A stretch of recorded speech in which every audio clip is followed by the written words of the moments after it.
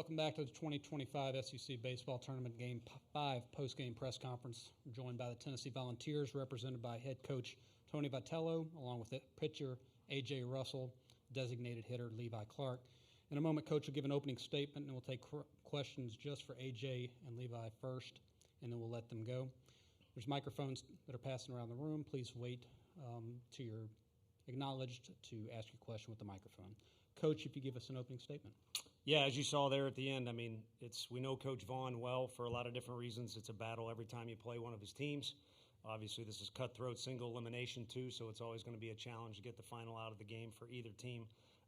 But our guys the energy and the vibe was good all day long, even after we made some mistakes. Obviously, we made a bunch. There's a couple that stand out more than others.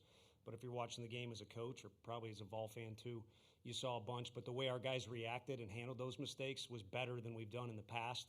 And I think it was a key to victory, among other things. But, I know the end wasn't what you'd paint if it was a picture or a Picasso.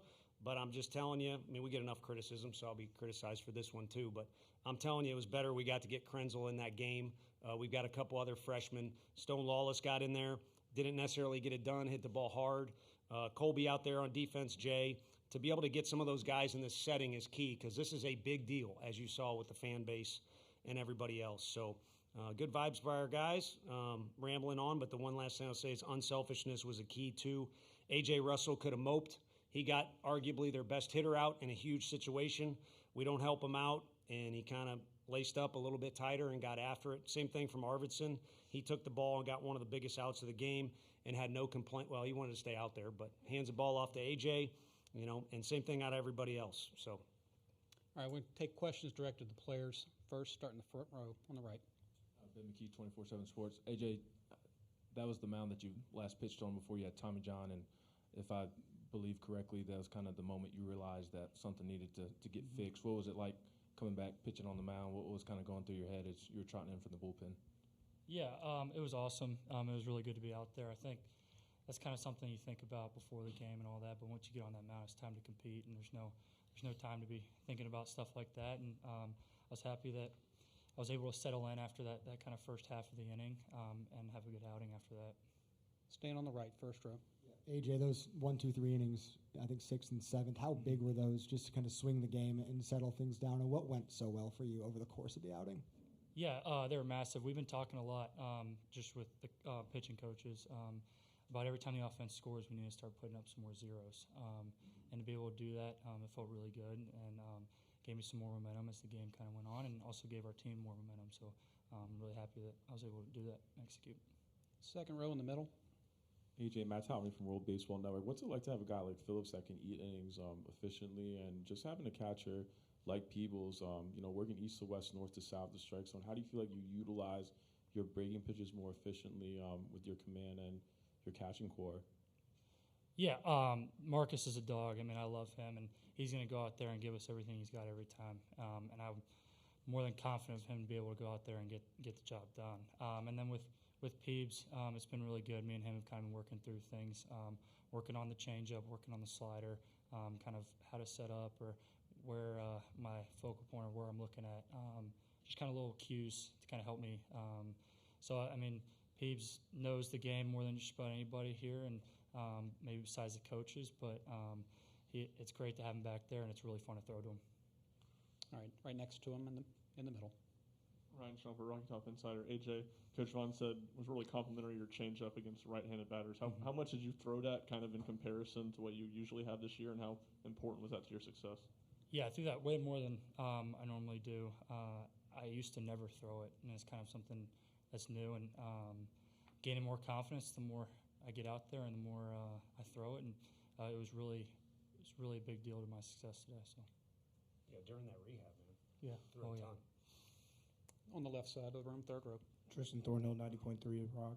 Levi, it was your first taste of SEC, tournament play. What'd you feel, and how do you think about your performance today? Walking up, you think about it, but once you get in the box, it kind of goes quiet. You don't really have time to think about it, and just got to think about your task. Next question for the players. Front row on the right. Levi, what was the offensive approach coming in today? A season high 20 hits. What do you think was working so well for the offense as a whole today? I don't know. I think for the most part it was just getting the job done early, and I feel like we had a lot of big at-bats, like one by Reese Chapman, where he just grinded the pitcher down and helped the guys behind him get to him early in the count. And last one for the players on the right. Yeah, Levi, how would you say the team responded after giving up the 5 spot in the 5th? I mean, the motto lately is kind of just like been move on to the next. So when that happened, no one was really worried. We were ready for whatever. All right, AJ and Levi, congratulations on the win. We'll see you again tomorrow. Thank Thanks for you. your time. Thank you. I'll tell you later.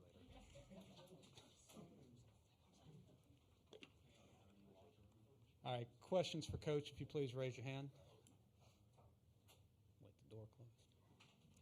All right, starting on the right side, first row.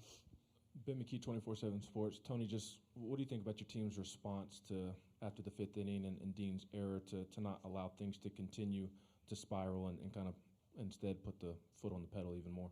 I thought it was incredible. That's that's not good. It's a punch in the gut. It was a little bit of a miscue, but even the older guys, they're still young, other than Hunter Ensley.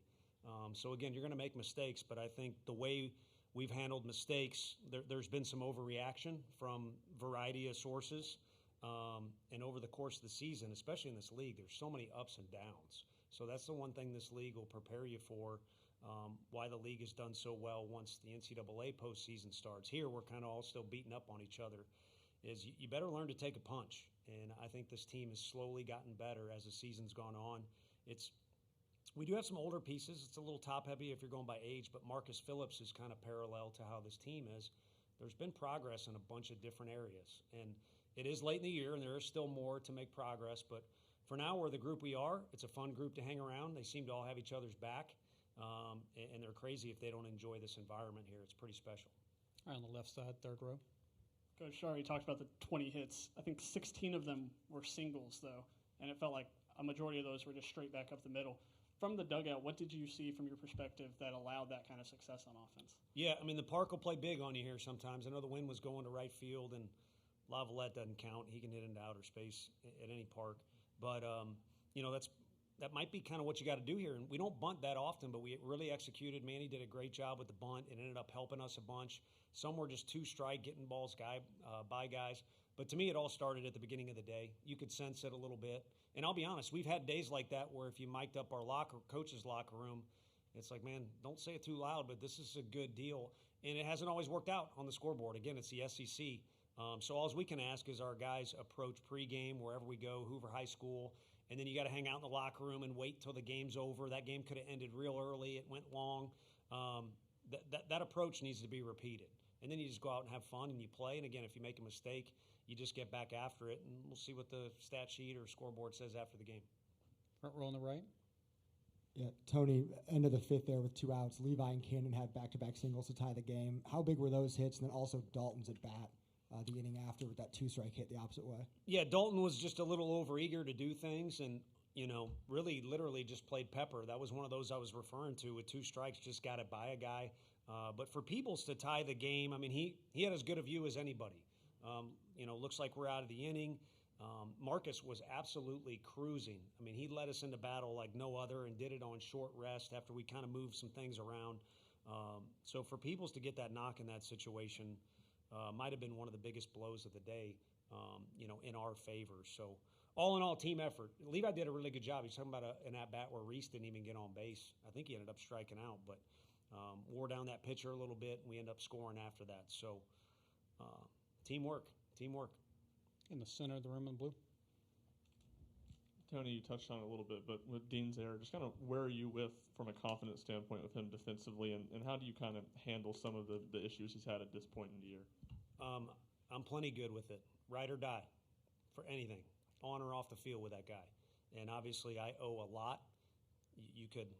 I owe a lot. So you can talk about wallet, you can talk about whatever, you can talk about all kinds of other stuff. So he's done a really good job for us adjusting at second, like Fisher has done. Like, hey, just tell me where to play and I'll do it. Gavin has been similar as well. I think where he's really shown well there is range side to side. That was a play that was kind of a tricky one as far as the hop you get, And I think because of the way he fielded it, he thought he needed to get rid of it right away, and we had fish deep. So it was an odd play. Should it happen? No. But again, these dudes will make mistakes, and if I'm not mistaken, to use that word too much, he had a pretty big knock for us later in the game too. So when you do mess up, whether it's him or anybody else, you can't pout, you can't wear it on your sleeve. If anything, you relax and just play, or maybe it adds to the determination you got. So I'm looking at these names on here, and Stone could have ended the game. I'm good with that guy till kingdom comes. So same with the rest of these names that are on this list. I was happy Marcus got to take the ball for us today too. In the back right. Harrison Fan, SEC Unfiltered. Coach, how symbolic was just today's game and kind of the style in which it was, with the giving up the big inning and then coming back and responding so quickly in that, and then kind of pounding it on, keeping your foot on, the gas and everything, of what the postseason means to be kind of a fresh season, a fresh start, and especially right after kind of some more struggles late in the season than how the beginning of the season went. Yeah, opening day is so great. I mean, Game 7 of the World Series in MLB baseball is probably better, but everyone loves opening day about this game so much, and part of it is that clean slate, that fresh start. I talked about painting a picture earlier. You can kind of paint that blank canvas however you want, but it's not going to be real pretty, especially in playoff time. So I think it's important for our guys to have a little confidence boost and a feel good after this, but it's also important that they kind of learn the lesson that you just move on and you keep playing ball, because I'm not reading it, and you guys are, especially our local guys, that worked their butt off, but I'm sure at some point I've been asked, shot yourself in the foot, or you made a mistake, or I got news for you, it's college baseball. Anyone who loses probably shot themselves in the foot at some point. Maybe they walked the guy or whatever, unless you got one of the best games or an ESPN Classic. So, again, whenever it happens, you need to get closer together as a team, and you just got to play ball. Second row on the left. Laura McGill, ESPN Gainesville. Coach, after an offensive explosion like this game, what's the message to this team for the quick turnaround to face an opponent like Texas? We pointed out, we didn't even talk about tomorrow's game too much. We kind of talked more about managing the schedule here. The city does an incredible job, so there's a lot of free time, there's a lot going on, and then there's a lot of sitting. Part of the postseason, it could be NCAA or this, it's just kind of managing your circumstances, whether it's hanging out with family or making sure you got tickets all in order. So we just kind of talked more about some of the unselfish things that went on today and applauded those guys, and then really just talked about having your affairs in order so that you're ready to rock and roll whenever you play. Because here, whether it's lightning or extra innings or rain, you really don't know when you're going to play. And I've been a part of teams where you play at 1, 2:30 in the morning. On the right side, last one. Towards the end of the regular season, you mentioned relying on guys like Hunter Ensley, especially when it comes to the plate presence. But how much has a guy like Andrew Fisher been a calming presence for this team, or just been a really good teammate for the rest of the guys on the team? He's always got something to say. He's from Jersey. And it's funny, sometimes it might be overkill or might not even be the right time. But it's not going to be because he doesn't want the team to win and he's not trying to be a good leader. And more times than not, it is just that. He's a good leader. And it's interesting because he's got, I think he kind of has glared, at a time or two, maybe glared in the other dugout or kind of looks like he's, overly intense. But he's just a good vibe guy. He's always having fun playing the game. He believes in himself. He's so comfortable in his own skin. Sometimes it can make you kind of check yourself or be a little uncomfortable. So each guy leads in their own way. Hunter does it his way. I think Andrew keeps the guys loose, keeps them very competitive. He's always communicating. And again, he's comfortable in his own skin, which is the way you got to play this game, because we talked. 1 minute you might get embarrassed or it may not go well, and then there's going to be another pitch in the game. So you better be comfortable in your own skin that this is the guy. I'm here, I'm present, this is who I am in this particular moment. All right, Coach, we appreciate your time today. See you Okay. again tomorrow. Thank you all.